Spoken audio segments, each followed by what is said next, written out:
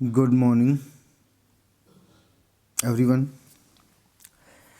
MSc final की YouTube classes में आपका स्वागत है। हम लोग एमएससी फाइनल में डिस्कस कर रहे थे नेचुरल प्रोडक्ट में टर्पिनोइड्स के बारे में, और टर्पिनोइड्स के बारे में 3 मेंबर हम लोग डिस्कस कर चुके हैं। सिट्रेल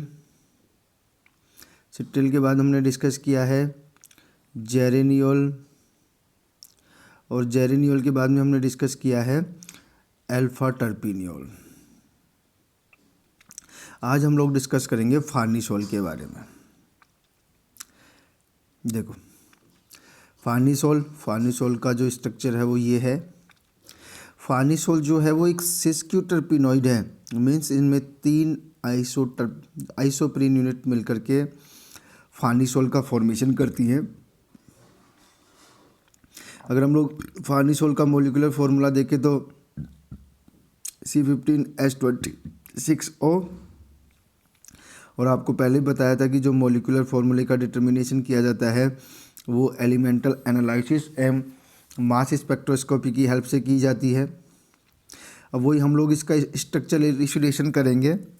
तो स्ट्रक्चरल इल्यूस्ट्रेशन में सबसे पहले प्रेजेंस ऑफ डबल बॉन्ड, और मैंने आपको बताया था कि डबल बॉन्ड की प्रेजेंस के लिए हम लोग कौन कौन से टेस्ट करते हैं।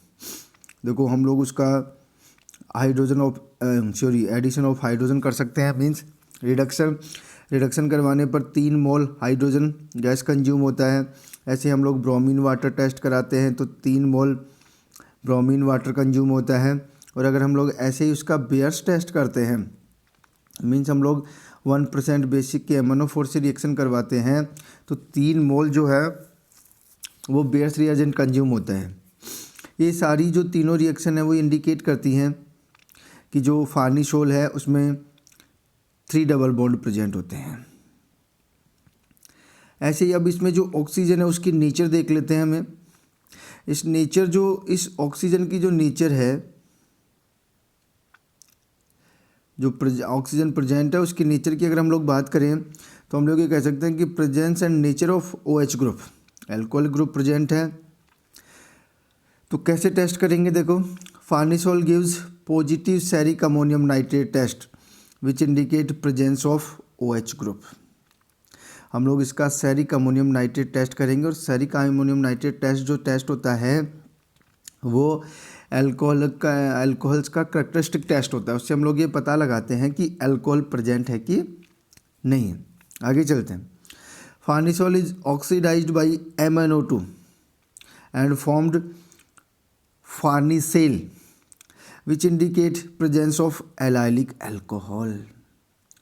ये ध्यान रख लेना कि जो फार्निसोल है वो MnO2 से ऑक्सीडाइज होता है, और MnO2 एक ऐसा स्पेसिफिक रिएजेंट है जो केवल एलाइलिक अल्कोहल को ही ऑक्सीडाइज करता है। कौन से अल्कोहल को ऑक्सीडाइज करता है? एलाइलिक अल्कोहल को ही ऑक्सीडाइज करता है। तो ये रिएक्शन ये इंडिकेट करती है कि जो अल्कोहल होता है वो एलाइलिक अल्कोहल होता है। आगे चलते हैं। यहाँ पे लिख भी दिया है, देखो मैंने, जब हम लोग फार्निसोल का MnO2 से ऑक्सीडेशन करवाएंगे तो फार्निसेल बनेगा। This farnesal gives positive Tollens and Fehling test which indicate presence of aldehyde group. हम लोग ये कह सकते हैं कि जो एल्कोहलिक OH था उसका ऑक्सीडेशन हुआ तो कीटोन बना, एल्डिहाइड बना, और ये एक तरह से हम लोग ये कह सकते हैं कि जो कार्बोनाइल कंपाउंड बना अल्कोहल के ऑक्सीडेशन से, वो कार्बोनाइल कंपाउंड जो टोलेंस टेस्ट है और फेलिंग टेस्ट है वो दोनों पॉजिटिव देता है। मीन्स जो अल्कोहल से जो कार्बोनाइल कंपाउंड बना है वो एल्डिहाइड है, और हम ये अच्छी तरह से जानते हैं कि जो एल्डिहाइड होता है वो हमेशा 1 डिग्री अल्कोहल से बनता है। तो जो फार्निसोल में जो अल्कोहल है वो एलाइलिक है और 1 डिग्री अल्कोहल है। ठीक है, आगे चलते हैं। फार्निसेल इज एसाइक्लिक कंपाउंड। अब हमें ये पता लगाना है कि जो टर्पीन है आपकी वो साइक्लिक है कि एसाइक्लिक है। देखो, टर्पीन का फॉर्मूला ये वाला, टर्पीन में 3 डबल बॉन्ड, तो 3 डबल बॉन्ड के 6 हाइड्रोजन जोड़ देंगे। ऑक्सीजन जो सिंगल बॉन्डेड है तो उसके हाइड्रोजन नहीं जोड़ेंगे। तो हमारा जो मेन जो फॉर्मूला बचा, अगर हम लोग इस 15 कार्बन की एल्कीन लें तो 15 कार्बन की एल्कीन का फॉर्मूला ये वाला होगा। अगर हम लोग इसका कंपैरिजन इस टर्पीन से करें तो देखो C15H32 और ये हमारी टर्पीन भी सिंपल एल्केन बनाने पर हो गई C15H26 ये थी और 6 हाइड्रोजन जोड़ देंगे तो 32 हो जाएगी, C15H32 हो जाएगी। अगर सिंपल एल्केन होती तो भी यही फार्मूला, इस फार्निसोल का फॉर्मूला भी यही आ रहा है। इसका मतलब हाइड्रोजन प्रॉपर आ रहे हैं, तो इसका मतलब हम लोग ये कह सकते हैं कि जो आपका फार्निसोल है वो एसाइक्लिक कंपाउंड है। कैसा कंपाउंड है? एसाइक्लिक कंपाउंड है। ठीक है, आगे चलते हैं।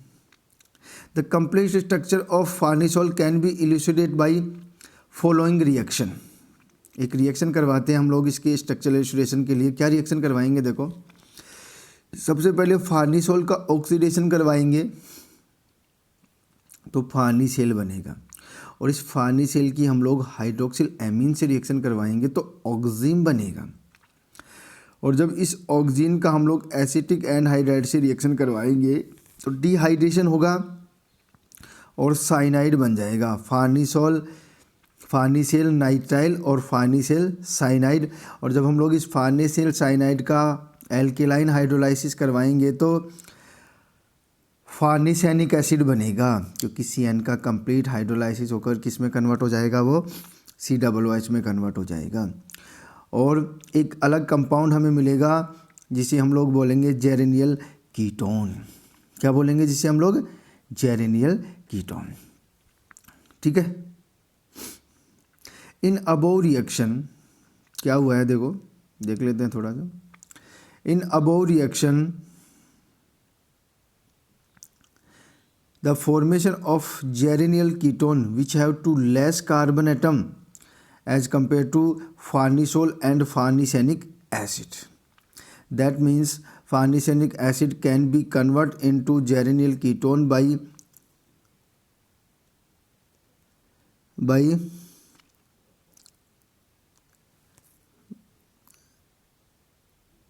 de-aldolization, which is a characteristic reaction of alpha beta unsaturated compounds। कि अगर हम लोग अल्फा बीटा अनसेचुरेटेड कंपाउंड है उसका डीएल्डोलाइजेशन करें, एल्डो रिएक्शन का रिवर्स करेंगे तो इस तरह का कंपाउंड मिलेगा हमें, एक कीटोन मिलता है। क्या मिलता है हमें? एक कीटोन मिलता है, ये ध्यान रख लेना। Since geranyl ketone is already known and it is formed from farnesenic acid, and farnesenic acid is but precursor of farnesol. The above conversion can be written as in the basis of known structure of geranyl। जो reaction हमने dramatically लिखी थी वो देखो, इसको कैसे show कर सकते हैं? ये फार्निसोल है, ऑक्सीडेशन होगा तो ये अल्कोहल कन्वर्ट हो जाएगा एल्डिहाइड में, और ये एल्डिहाइड ग्रुप इससे रिएक्शन करेगा हाइड्रोक्सिल एमीन में तो ये बना देगा ऑक्सीन, और ऑक्सीन से डिहाइड्रेशन होकर के ये बन जाएगा CN, और CN का कंप्लीट हाइड्रोलाइसिस होगा तो ये कन्वर्ट हो जाएगा COOH में। और फाइनली जो इम्पोर्टेंट रिएक्शन अभी मैंने ऊपर बताई है डीएल्डोलाइजेशन, वो इस रिएक्शन का पार्ट है, ये पार्ट है। यहाँ से इस डबल बॉन्ड का, इस वाले डबल बॉन्ड का डीएल्डोलाइजेशन होगा तो हमें मिलेगा कीटोन, और इसको बोलते हैं जेरेनियल कीटोन। ये रिएक्शन ये इंडिकेट करती है कि इसमें alpha beta unsaturated alcohol present है। आगे चलते हैं। Ozonolysis of फार्निसोल। फार्निसोल का ओजोनोलाइसिस करना पड़ेगा। जब करेंगे तो आपको पता है फार्निसोल में 3 डबल बॉन्ड है, तो 3 डबल बॉन्ड के लिए 3 मोल ओजोन चाहिएगी, और 3 मोल ओजोन से ओजोनोलाइसिस होगा तो 1 मोल तो बनेगा एसीटोन, 1 मोल बनेगा ग्लाइकोएल्डिहाइड, और 1 मोल जो बनेगा आपका वो बनेगा 2 मोल जो आपके बनेंगे वो बनेंगे लिवोएल्डिहाइड के। This is very important reaction, ozonolysis of ozonolysis of farnesol. तो ये सारी रिएक्शंस हैं जिससे हम लोग स्ट्रक्चर इल्यूसिडेशन ऑफ फार्निसोल में यूज करते हैं। फाइनली हम लोग डिस्कस करते हैं सिंथेसिस ऑफ फार्निसोल। और फार्निसोल का सिंथेसिस कैसे होता है, देखो एक तो हम लोग कोरे सिंथेसिस डिस्कस करेंगे, और कोरे सिंथेसिस में हम लोग जो स्टार्टिंग मटेरियल वो यूज करते हैं ट्रांसजेरेनियल कीटोन, और ट्रांसजेरेनियल कीटोन की रिएक्शन हम लोग करवाते हैं PCl5 से, और PCl5 से रिएक्शन करवाएंगे तो यहाँ पे 2 Cl आ जाएंगे, और 2 Cl आने के बाद हम लोग इसकी सोडामाइड से रिएक्शन करवाते हैं तो 2 बार एलिमिनेशन होकर के एल्काइन साल्ट बन जाएगा, और फिर हम लोग इस एल्काइन जो हमारा न्यूक्लियोफाइल बना है उसका एल्डिहाइड पे न्यूक्लियोफिलिक एडिशन करवाएंगे तो आपके पास ये वाला कंपाउंड बन जाएगा। और फाइनली इस ट्रिपल बॉन्ड का जब रिडक्शन करवाएंगे कंट्रोल्ड कंडीशन में लिथियम एल्यूमिनियम हाइड्राइड और I2 से, तो ये आपके डबल बॉन्ड में कन्वर्ट हो जाएगा और यहाँ पे I आ जाएगा। और फाइनली हम लोग इसमें गिलमान रिएजेंट से रिएक्शन करवाएंगे तो न्यूक्लियोफिलिक सब्स्टिट्यूशन होगा विद एलाइलिक शिफ्ट, और आपका ये फार्निसोल बन जाएगा। ये आपका फर्स्ट सिंथेसिस हो गया जिसे हम लोग बोल रहे हैं कोरे सिंथेसिस। और सेकंड जो सिंथेसिस है हमारा वो रुजिकाज सिंथेसिस है। और रुजिकाज सिंथेसिस में भी देखो सबसे पहले ये वाला जो नेरिलिडोल है वहाँ से स्टार्ट करते हैं। वहाँ से स्टार्ट करने के बाद इसमें हम लोग